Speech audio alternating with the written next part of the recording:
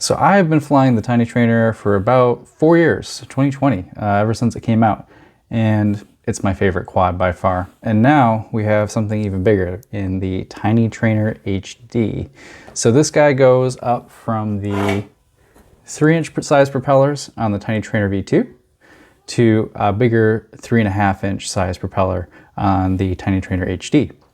And the reason that you want to go with this guy is going to primarily be that you want to fit a big honkin' VTX in the back and a big camera up front. Whereas the original TinyTrainer is going to be for a nano camera and a more small 200 milliwatt style analog or HDZero VTX right there. So let's look at what is new in this new TinyTrainer HD and ultimately why I think for a lot of people this guy, the TinyTrainer V2, is still going to be the go-to quad. So on this we've got bigger motors than normal, and also you can see it's got this really cool custom HDZero logo on it. And I'm told that when you order these motors you can also choose to pick from this custom HDZero logo or upload your own pilot logo. So really cool option. Also, it's a bigger motor. It's a 1804 3100 kV, and then the normal TinyTrainer, the small one right here, this is a 1404 4533 kV motor. So it's going to be 4 millimeter larger diameter, but the same height, and that's going to help us spin this bigger prop. The one thing I'll say about the motor selection here is putting a 3.5-inch prop on this motor means that I had to put the screws on. I've been finding every time I would crash, these props would come off. And I've gotten really used to, on the smaller TinyTrainer, never putting in the screws because with a smaller prop, the friction holds it in just fine. So a little annoying, but just something that you get used to. So up front, I put a nice big camera in. This is the Micro V3 for HDZero. And then I printed this custom plug that protects the lens, and it's doing a fantastic job of protecting the lens, and it doesn't show up in the view of the camera. And I can just pop it out. It's just a friction fit. So there you can see how much the camera would stick out normally. So it is quite a bit of protrusion, so it definitely needs to be protected if doing it this way. So this is like a 45-degree angle for racing, and then for more like a freestyle. And then for more for freestyle, I printed this 25-degree angle adapter. So you just stick it on there, line it up, and push it in. And then you have a nice fixed camera angle that protects the lens perfectly. And again, you have no camera protection bumper in the view. So it's not the most attractive looking thing, but it does protect that camera exceptionally well. So I'll put these files in the description if you want to print them for yourself. So one of the great quality of life improvements on this build is the fact that these arm guards right here are held in by a screw that's actually holding the arm in itself. And what's nice about this is you don't have to use zip ties to hold down those arm/LED protectors like we do on this build. So right here we always have to put on these zip ties to hold down the arm guard, and then we have to pop the zip tie off if we need to get at something like the USB port. So I'm oftentimes having to snip that zip tie and then get at the USB port. On here I can just loosen this screw down here and get at the USB port. So that's awesome. Would love to have that kind of thing come to the standard TinyTrainer V2. Good stuff. One thing that I found when I was racing this build with another friend is he was having a lot of RX loss issues. And what we're guessing the issue is that the receiver was put in between the AIO here and the LED board. So we're making kind of like a carbon sandwich for the antenna for the receiver, and that's really bad. So I kept on getting a fail-safe when we went to a more challenging part of the track. So I always recommend skipping those ceramic antenna things and going straight to an external antenna. And I just routed my antenna up to here. Not very pretty, but it is going to get good line of sight for receiving signal. So overall, very straightforward build. It's interesting. It's a cool build. There's nothing quite like the TinyTrainer, and that's why you get it. You get it for the LED kit. You get it for its uniqueness, and it also is very stiff, so it does fly very well. Of course, I kind of glanced over that. It's kind of assumed at this point that when Armando at 533 makes a design, it's going to fly great, and it always does. So that's what I've got on here. I just followed his build tutorial. So here's my thoughts on how it flies. Basically, I'd say it flies a lot like a big TinyTrainer, which makes a whole lot of sense. I mean, the main thing is it's heavier, so it throws its weight around more, and you'll notice that like the turns are going to be a little bit wider. You're going to be throwing more momentum through a turn rather than driving through a turn. Which is fun, definitely fun, and it flies really smooth. So I'm using the TinyTrainer Karate Tune, and then once you apply that Karate Tune for the 3-inch TinyTrainer, you just have to change the number of magnets in the motors tab from 12 to 14 to match the number of magnets on these bigger motors. So works great. Really liking having this bigger, heavier quad. The downside is now you can't fly it in quite as small of places, and I did run into that later on when flying some more in a smaller space, where the TinyTrainer 3-inch did way better. So yeah, it's not a replacement for the 3-inch TinyTrainer. It's more of like a big brother to it. I find I like to fly the TinyTrainer in more places because it is smaller and less likely to cause any problems. The other thing I'll say is that I'm using the Micro V3, which is a 16:9 camera that's got a smaller field of view, so it's not going to be a great camera for racing.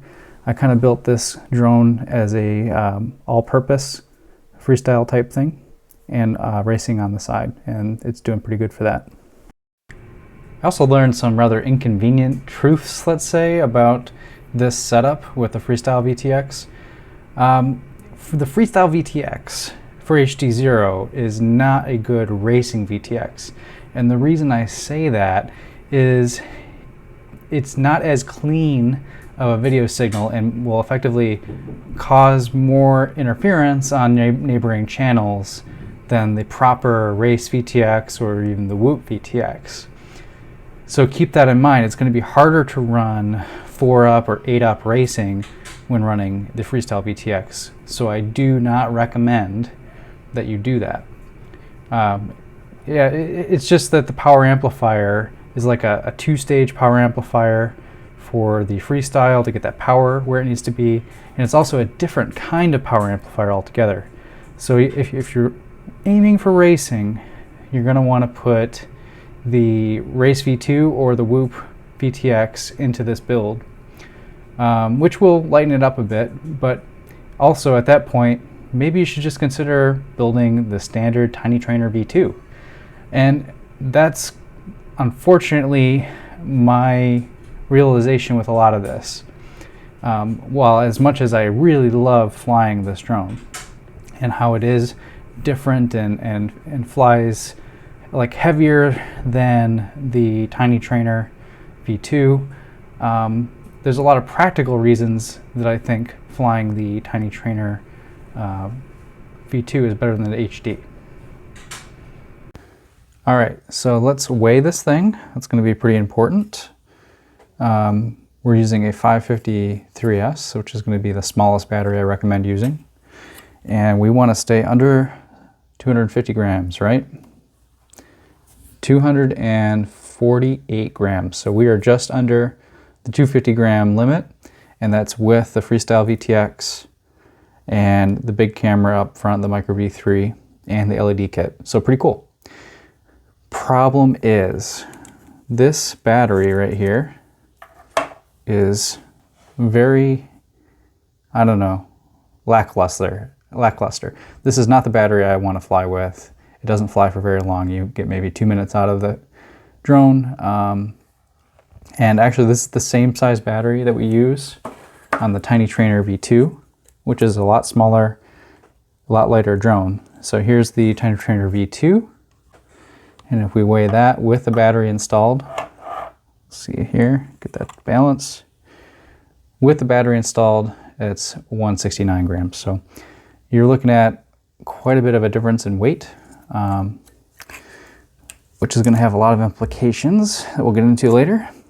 So here is that 533 mAh 3S, which is going to basically be the same as this 550 3S. Okay, so let's put in the battery that I would normally use, which is this 850 3S. This is going to give you a lot longer flight time, and that's the one that I would actually fly with. So that's 71 grams compared to 52 grams. So that's going to get us over our magical limit. I'll put this around here, right here, and then we can just see what the scale says. So that gets us to 267. So that's going to be over the limit. Next up, I really like flying this with an 850 4S. Okay, this is really makes this quad sing, makes it fly well. That gets you up to 290 grams, pretty heavy. So maybe let's drop it down to a 650 4S. Save a little bit of weight. And that's down to 275 grams. It's still over that 250 gram limit, and then you gotta start worrying about where you can fly this and about the Karens that are gonna call the cops on you and all that stuff. Not to mention the heavier weight really changes the way this flies and really changes things like durability. So unfortunately what I found on this, and this is sort of my biggest issue with it, is that it's due to the extra weight. When it crashes harder. So this is cracked down here. That's the pivot point for the canopy that attaches down here. And then it's also cracked on this side. Down there you can see the screw hole opening is broken. And you know, you'd think it'd be okay because it's the same design that's on the TinyTrainer V2. But I mean, I think we're dealing with similar thicknesses on the material, similar tolerances and spacing. The problem is that this is much lighter than this. Actually, looking at it, it looks like that's broken right there. So it's just kind of a thing you got to keep in mind when you beat these up. These are kind of the failure points, is where the screw holes are. And the heavier the quad is, the more energy it has. So that's going to be kind of the main issue with this TinyTrainer, with this polycarbonate body. So kind of a funny end to this review. I recommend for people like me to stick with the TinyTrainer V2. It fits what I do with this type of drone a lot closer due to it being very lightweight, very durable. Way under the limit for sub 250. And you know, with that, maybe I'll give you some tips on this. You can make it easier to install an LED kit by getting some risers right here. So Calley, a guy from Texas, made these and sent these to me. These are little risers that will raise the canopy up a little bit. And it makes it easier to install the LED kit. Heck, even easier to install a bigger, chunkier VTX if you wanted to. Might have played around with that idea myself, but ultimately I came to the conclusion that I really like just sticking with 200 milliwatt It serves this type of little drone just well. Signal's very clean. So this is my recommendation. It is to go with the TinyTrainer V2, and only go with the bigger, heavier brother if you really think you need something specific out of this combination, right? If you think you need that big VTX, if you think you need a really big camera. Speaking of which, like the one last thing that really kind of makes me not happy about this, it is hard to fit an action camera onto this platform. For one thing, it's a little weird to mount. You can mount potentially to where the camera hole is here and have a little strap come up above. But then that's kind of ugly and doesn't come on and off easily and adds weight. And we're already over the limit here. Whereas on this guy, we've got lots and lots of weight to play with.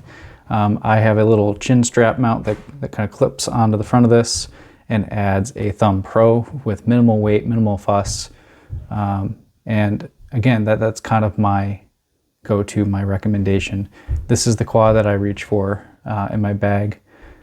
This is what I'm going to bring with me on a vacation, not the bigger guy. But that's just me.